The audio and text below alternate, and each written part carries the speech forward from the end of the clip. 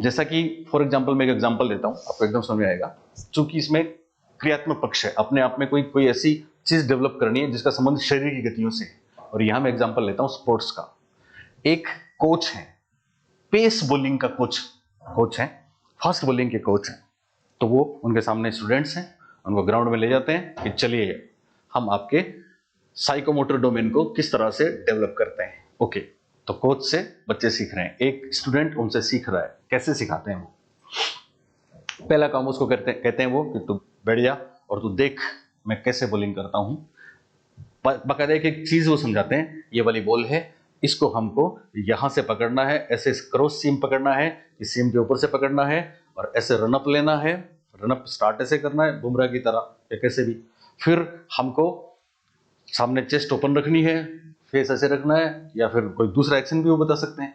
फिर बॉल को हमको रिलीज करना है और बॉल फिर वो 22 गज के पट्टे पे बैट्समैन वाले एंगल पे स्ट्राइक एंड पे जाएगी और वहां बॉल जब गिरेगी तो फिर उसमें आप मतलब कुछ चीजें ऐसे लगाओगे कि वो मतलब क्रॉस सीम है तो ऐसे गिरेगी, पड़ के फिर वही है, सीम होगी, स्विंग होगी, आउट स्विंग होगी, इन स्विंग होगी, रिवर्स स्विंग होगी। वो तमाम कला जो उसके पास है ना, कोच के पास, वो अपने उस स्टैंड को वो बताता है और करके दिखाता है। और आजकल तो उसको वीडियो दिखाता है, वो एक एक चीज स्लो मोशन में देखते हैं ना हम, दूसरे लोगों को भी दिखा सकता है। तो सबसे पहला काम जो उन्होंने किया, उसको दिखाया और वो अपने दिमाग में उसकी कॉपी करेगा, वो है इमिटेशन। वो क्या है? इमिटेशन। ध्यान रखने वाली बात है कि यहां वो इमिटेशन तभी होगा जब उसके सामने वो वाला बताने वाला उद्दीपक होगा, चाहे वो किसी दूसरे क्रिकेटर को दिखा रहा है, दूसरे बॉलर को दिखा रहा है, या खुद प्रत्यक्ष में करके दिखा रहा है। तो वो एक तरीके से इंपल्सन भी है, उसको स्टिमुलस भी कह सकते हैं, उसको इमिटेशन भी कह सकते हैं, उसको अनुकरण भी कह सकते हैं। उन्होंने नाम दिया था इमिटेशन। पहला काम हो गया, बच्चे ने देख लिया, ओके, सारी चीज कैसे पकड़ना है, कैसे रनअप लेना है, कैसे बॉल को रिलीज करना है, कैसे कंधे का जोर लगाना है, सारी चीजें बता दी। या फिर कोई स्पिनर है तो किस तरह से उंगलियों को घुमाना है, बता दी। ओके, अब 2 नंबर पे है मैनिपुलेशन। मैनिपुलेशन का शाब्दिक अर्थ होता है किसी काम को खुद करना, हाथ से करना, अपने बॉडी से करना। तो मैनिपुलेशन को बोलते हैं क्रिया करना या कार्य करना या परिचालन हिंदी में। तो यहां क्या करेगा बच्चा? यहां अब वो खुद बोल लेगा, उसको कोच देगा, अब तू कर, तूने देखा मेरे को 1 दिन 2 दिन 10 दिन 20 दिन देखा है, वीडियो दिखा दी तेरे को, सारे दिखा दिए, अब तू कर। अब वो करता है, तो खुद करता है, अपने हाथ से बॉल को वैसे ही सेम एक्शंस करेगा, वही चीजें करेगा और बॉल को फेंकेगा। जरूरी नहीं पहली बार में वो ऐसा कर पाए, लेकिन वो बहुत उसकी प्रैक्टिस करेगा, बहुत बार ऐसा करेगा। इसको बोलेंगे मैनिपुलेशन। मैनिपुलेशन में खुद उसने वो बॉल उसी तरह से फेंकी जिस तरह से उसके कोच ने उसको बताया। ये दूसरा हो गया। फिर तीसरा है प्रिसिशन। प्रिसिशन दरअसल होता है परिशुद्ध, एक्यूरेट, एक्यूरेसी। यहां क्या होगा? यहां उसकी जो परफॉर्मेंस है उसको देखेंगे। उसने 10 बार बॉल फेंकी, 10 में से 8 जगह बॉल ने उसी स्पॉट पे टिप्पा खाया। उसने 50 बार बॉल फेंकी, 50 में से 40 बार बॉल एकदम करेक्ट, एक्यूरेट उसी तरह से गई जिस तरह से जानी चाहिए थी, जिस तरह से उसने इमिट किया था, जैसे उसने देखा था। तो ये तीसरा हो गया प्रिसिशन। प्रिसिशन को बोलते हैं परिशुद्ध या एक्यूरेट या फिर नियंत्रण। कहते हैं ना बॉल पे नियंत्रण, कहते हैं ना, पढ़ते ना आप कमेंट्री में, कल ही देख रहे, परसों देख रहे थे, पाकिस्तान के साथ जब मैच हुआ, लो स्कोर 113 पे उनको ऑल आउट कर दिया था, याद है आपको?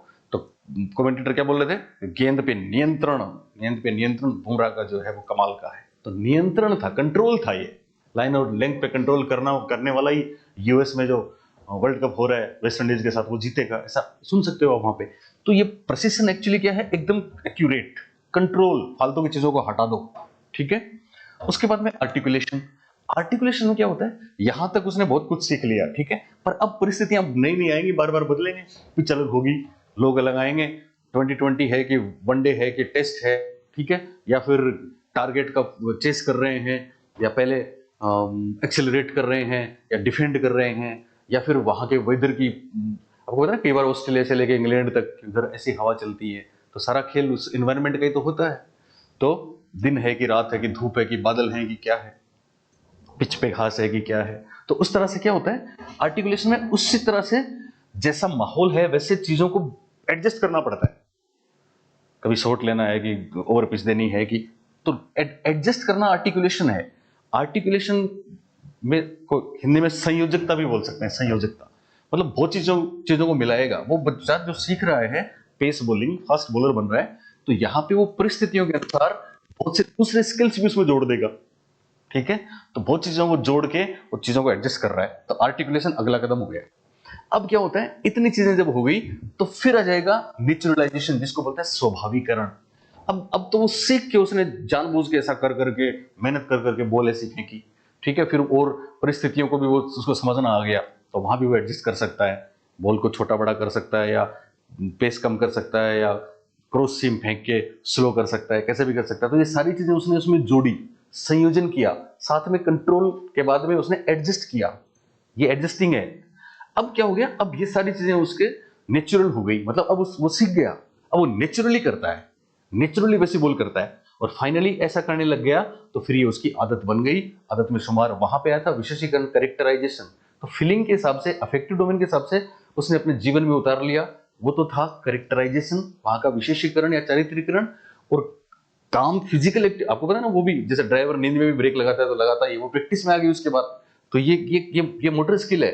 तो ये मोटर स्किल है, मोटर स्किल का टॉप लेवल है हैबिट फॉर्मेशन, आदत में उस चीज को शामिल कर। ये आदत पान खाने की आदत नहीं है, ये तो हमने इम्पान वैसे लिखा है, ये गुटखा खाने की आदत नहीं है, ये बॉल फेंकने की आदत है, ये स्ट्रोक्स तैरने में वो लगाता है वो आदत है, ये लॉन्ग जंप में जब वो धकेलता है जमीन को वो उसकी आदत है।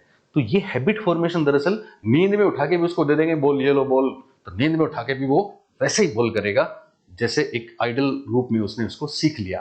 तो ये 6 स्टेप बड़े काम के हैं, और ये 6 स्टेप आप आराम से याद रख सकते हैं। हमने आपको न्यूमेरिक्स दे दिया, इम्पान हैबिट, इसमें आई से बनेगा इमिटेशन, एम से बनेगा मैनिपुलेशन, पी से बनेगा प्रिसिशन, ए से बनेगा आर्टिकुलेशन, एन से बनेगा नेचुरलाइजेशन, और हैबिट तो है ही, हैबिट फॉर्मेशन।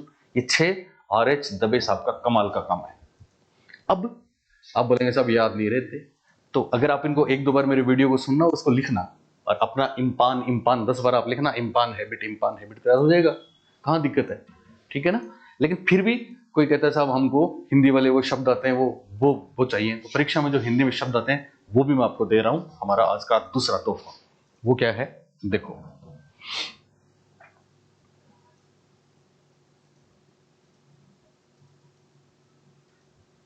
Okay,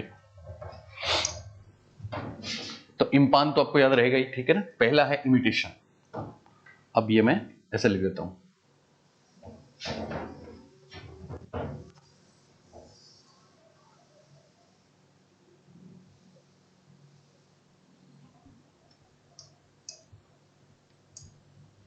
okay. तो इम्पान में 1 नंबर पे क्या था, 1 नंबर पे था इमिटेशन। तो पहला था इमिटेशन, इमिटेशन सॉरी, इमिटेशन याद है ना आपको, पहला क्या है, इमिटेशन। 1 नंबर पे इमिटेशन।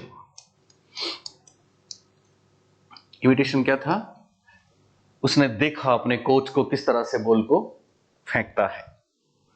2 नंबर पे था मैनिपुलेशन, अब खुद फेंका, तो मैनिपुलेशन, 2 नंबर पे मैनिपुलेशन।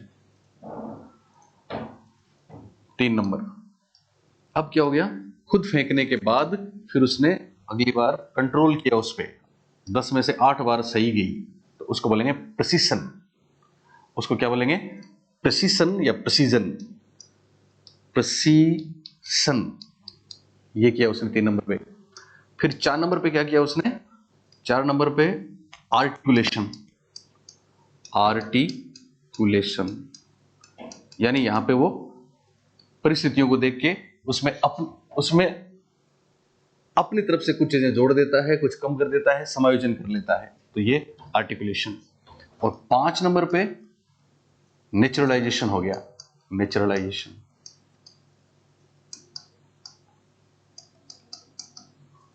और 6 नंबर पे हैबिट फॉर्मेशन हो गया, हैबिट फॉर्मेशन, ये हमने आपको बताया था।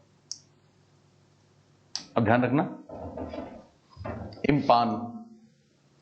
इम्पान याद है ना, ये 1 number imitation, 2 number manipulation, 3 number P precision, 4 number A articulation, 5 number N naturalization, और 6 नंबर हैबिट फॉर्मेशन। कहां दिक्कत है, कोई दिक्कत नहीं है।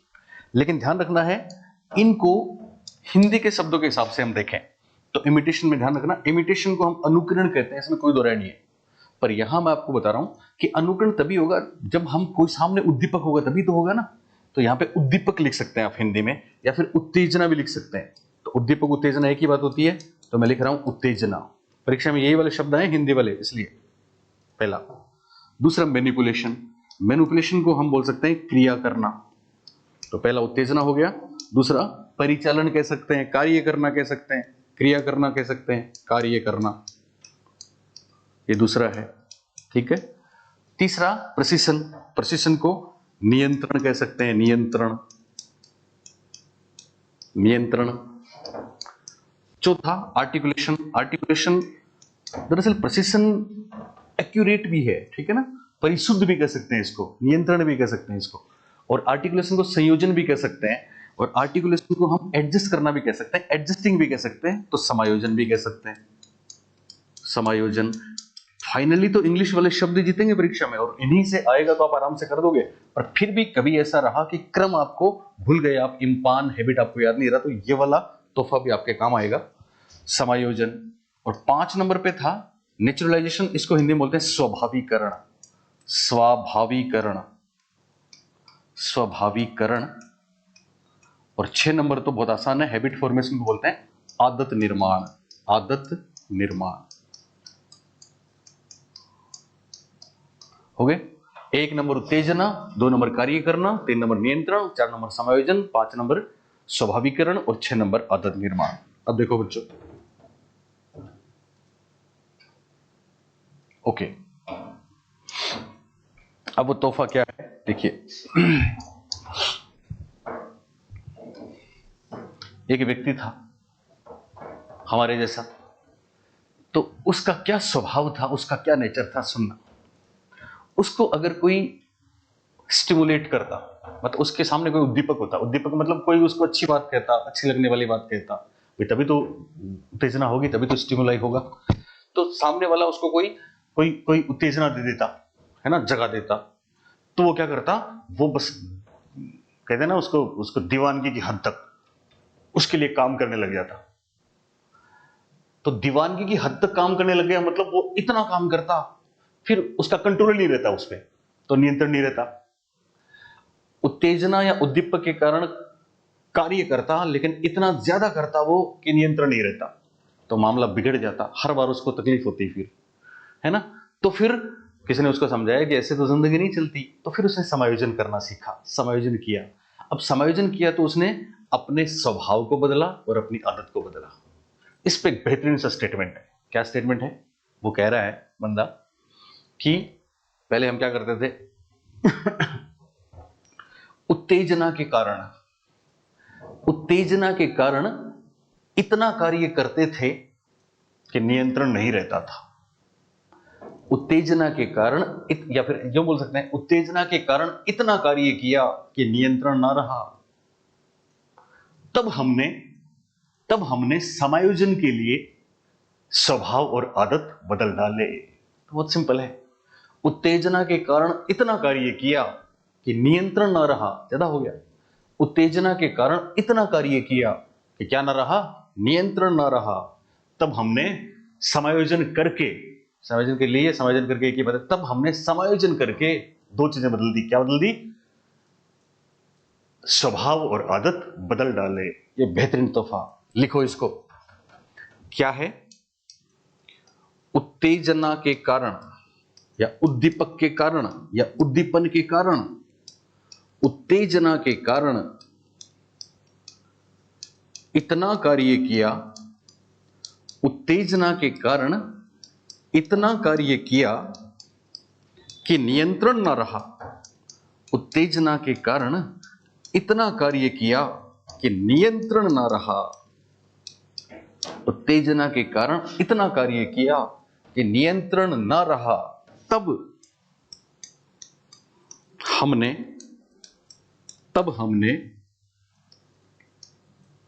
समायोजन किया।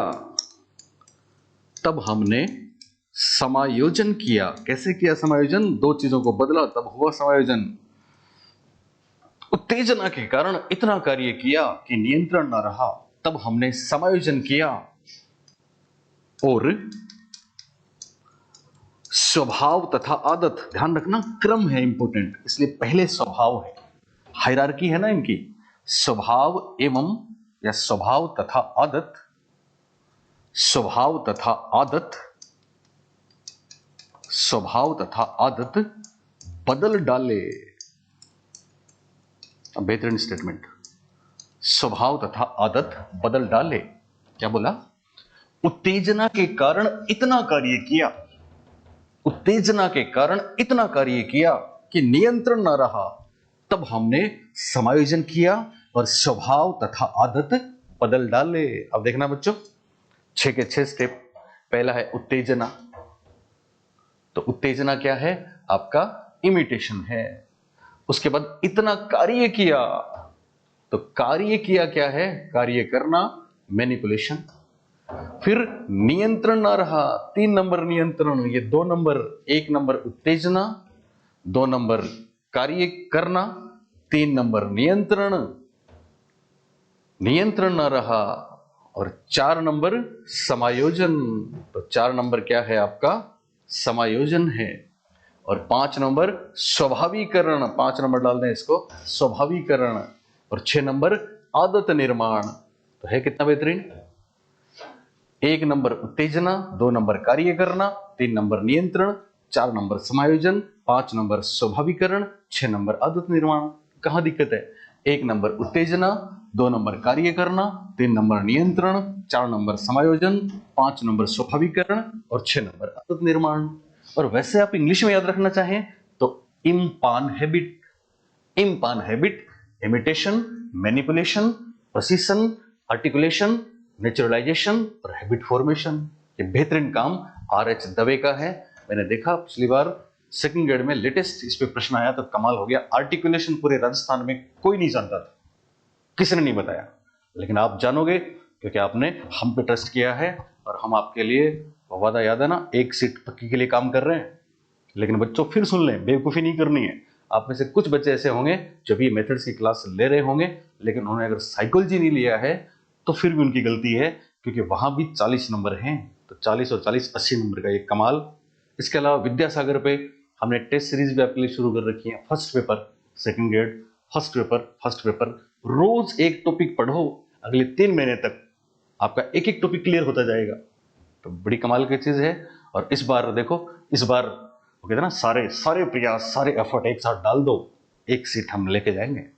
और आपके जो फैमिली में हैं, साथी हैं, आप उनको बताया करें हमारे पास कितनी बेहतरीन टीम है राजस्थान की। हिंदी, आप सोचिए, घनश्याम जी से हिंदी नहीं पढ़ के आप किसी से और से हिंदी पढ़ेंगे तो कितनी कितनी बड़ी, वो कहते हैं ना, गुनाह अजीम है ये तो। साइंस में कौन लोग हैं हमारे पास?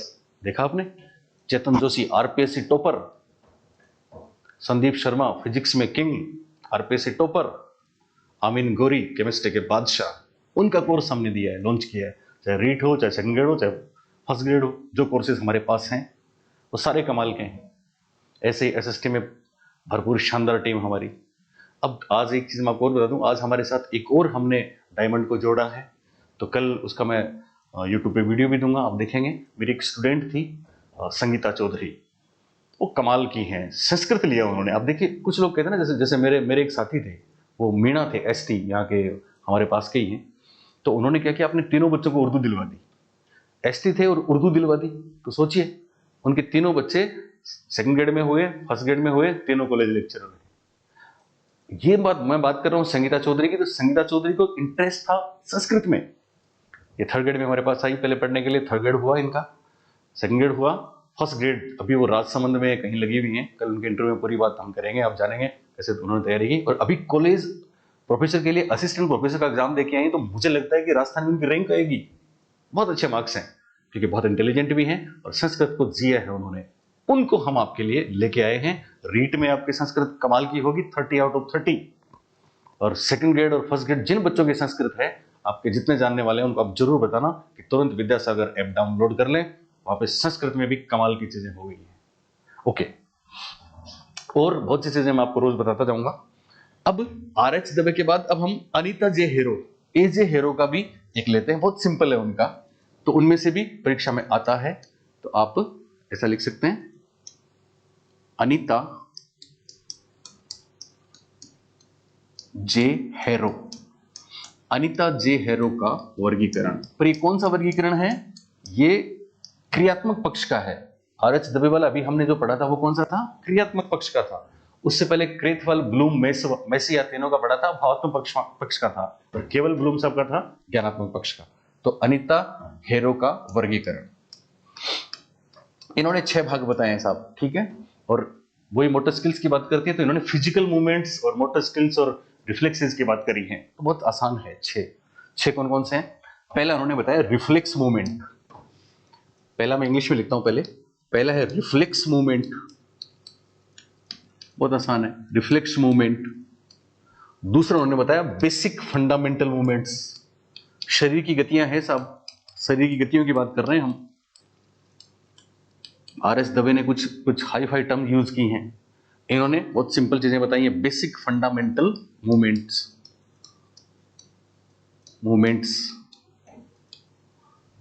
तीसरा, पहला रिफ्लेक्स मूवमेंट्स, दूसरा बेसिक फंडामेंटल मूवमेंट्स, तीसरा फिजिकल एबिलिटीज,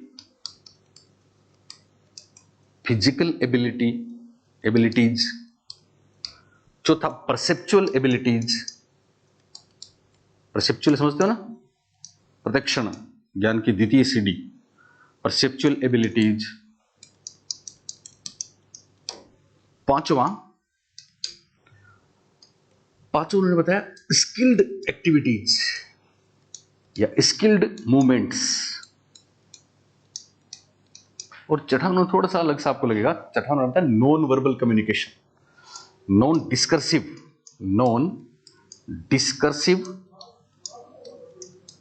या नॉन वर्बल मूवमेंट्स, नहीं, नॉन वर्बल कम्युनिकेशन,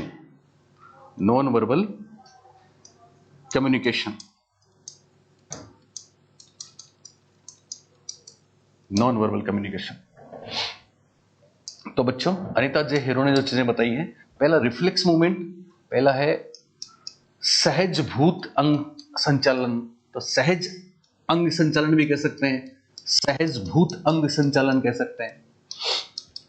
यानी इसमें वो मूवमेंट्स हैं, आपको याद है हमने आपको पेवलोव में बताया था, जिन पे हमारा बस नहीं चलता, या फिर इनेट स्कीमा करके पियाजे ने बताया था, बच्चा जन्म से चीजें लेके आता है, सकिंग करना, रिफ्लेक्स करना, पलकें झपकाना, ठीक है, ये सहज मूवमेंट्स हैं जो सीखे नहीं जाते, ये पहले हैं। 2 नंबर पे आधारभूत अंग संचालन, बेसिक फंडामेंटल मूवमेंट्स है, आधारभूत अंग संचालन।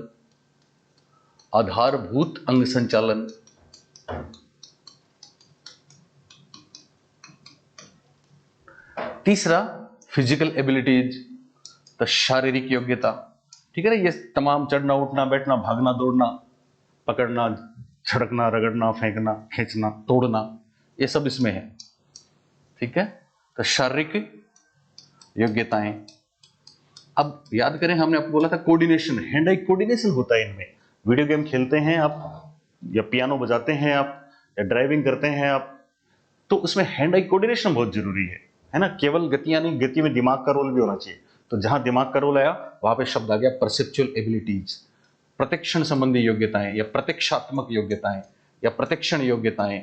तो प्रत्यक्षण योग्यताएं क्या हैं? चीजों को समझने वाली नहीं है, बल्कि उनको अप्लाई करने वाली हैं। मतलब हैंड आई कोऑर्डिनेशन, मतलब शरीर के अंगों को दिमाग कंट्रोल करता है, उनको आदेश देता है कि इस तरह से गतियां करिए, फिर वो बाद में हैबिट में आ जाती है। तो प्रत्यक्षण योग्यताएं। 5 नंबर पे स्किल्ड मूवमेंट्स। स्किल्ड मूवमेंट्स के लिए क्या आ जाएगा आपका? स्किल्ड किसको बोलते हैं? स्किल्ड मूवमेंट्स हो गए आपके कौशल। वो कौशल कौन से हो गए? कौशल वाले। चलिए, कौशल अंग संचालन, कौशल अंग संचालन, यस, कौशल अंग संचालन। और छठा है बच्चों अलग से आपका सांकेतिक संप्रेषण। यानी इसमें क्या होता है छठे में? इसमें हम शरीर की गतियों से, एवं शरीर के एक्सप्रेशन से, बॉडी लैंग्वेज से सामने वाले को कम्युनिकेट करते हैं। ठीक है, आपको बताया था हमने उसमें फर्स्ट ग्रेड में, आंखों की भाषा, होठों की भाषा, फिजिकल गेस्चर, बॉडी लैंग्वेज, सांकेतिक भाषा, तो ये सब उन्होंने इसमें लिया है अनीता हेरो ने, और इनको बोला है उन्होंने सांकेतिक संप्रेषण। तो हिंदी वालों को रटना नहीं है, मेरी क्लास में खास बात यही है, मैं आपको यही बताता हूं कि हमको रटना नहीं है, हमको कॉन्सेप्ट समझने हैं, और कॉन्सेप्ट समझेंगे तो सांकेतिक संप्रेषण शब्द नहीं आए परीक्षा में तो इसकी जगह कुछ भी आए, अगर आपने कॉन्सेप्ट समझ लिया तो गारंटी है आपका सही होगा, क्योंकि इंग्लिश वाले टर्म्स आपके दिलो दिमाग में बैठ जाएंगे। ठीक है, नॉन वर्बल कम्युनिकेशन बहुत आसान है। तो पहला रिफ्लेक्स होगा, ठीक है, उसके बाद बेसिक फंडामेंटल और फिजिकल एक्टिविटीज होंगी, चलना फिरना भागना दौड़ना सब है इसमें, फेंकना फांकना। फिर परसेप्चुअल एबिलिटीज, तो यहाँ पे दिमाग का रोल हो जाएगा, साथ में कोऑर्डिनेशन बनेगा। ठीक है, डांस भी है तो भी हैंड आई कोऑर्डिनेशन बनता है। फिर स्किल्ड मूवमेंट, यहाँ कुछ कुछ स्किल्ड है, मतलब पर्टिकुलर स्किल, जैसे ड्राइविंग एक स्किल है, ठीक है ना, टाइपिंग एक स्किल है, ये स्किल्ड है। और फिर नॉन डिस्कर्सिव या नॉन वर्बल कम्युनिकेशंस, इसमें होता है फिजिकल गेस्चर, भाव भंगिमाओं द्वारा, बॉडी लैंग्वेज द्वारा, संकेतों द्वारा संप्रेषण। तो आज की क्लास इतनी ही, मैं समझता हूँ, ध्यान से पढ़ना, इन चीज़ों को बार बार नोट करना, और आने वाले टाइम में कमाल की चीज़ें हम पढ़ने वाले हैं। अपने सब दोस्तों को बोलना बताना विद्यासागर के बारे में, क्योंकि हम भी आपको इतना चाहते हैं, तो आपकी भी जिम्मेदारी बनती है कि आप भी ख्याल रखें इस बात का, क्योंकि जितने अच्छे बच्चे जल्दी जुड़ेंगे उतना आपके लिए हम और बेहतर करेंगे, और हम भी मोटिवेट होंगे आपसे। और बाकी कोई बात की चिंता मत करना, जिंदगी में सबके तकलीफें हैं, सबके तकलीफें हैं, बस एक बार उनको साइड में रख दो, साइड में रख के अपनी गोल की तरफ ध्यान दो, निश्चित रूप से सफलता मिलेगी। Thank you.